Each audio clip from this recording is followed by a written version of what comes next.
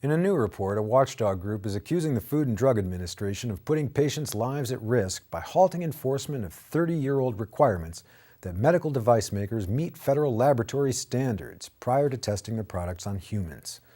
The rules at issue cover studies on an array of devices, including life-saving products such as defibrillators, pacemakers, coronary stents, and heart valves.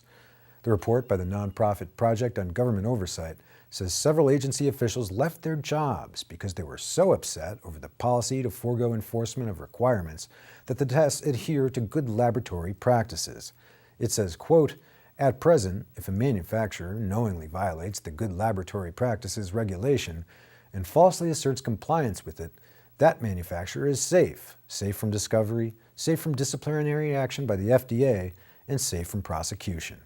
The report calls the agency's decision to halt lab inspections on animal studies and other early research stunning in its contempt for the protection of patients and its failure to comply with federal regulations.